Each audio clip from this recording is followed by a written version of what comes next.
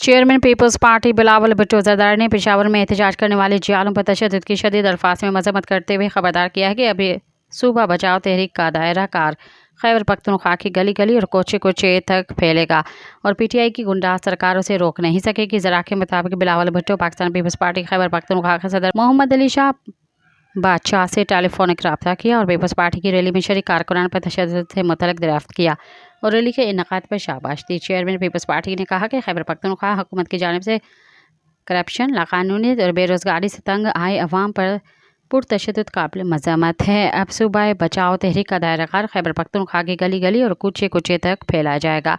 Peoples party के पुरअमन एहतजाज से घबरा कर खैबर पख्तूनख्वा हुकूमत ने आंसू गैस की शेयरिंग की। खैबर पख्तूनख्वा की सूबाई हुकूमत को अवाम से बराह रास्त टकराव की हिकमत अमली महंगी पड़ेगी।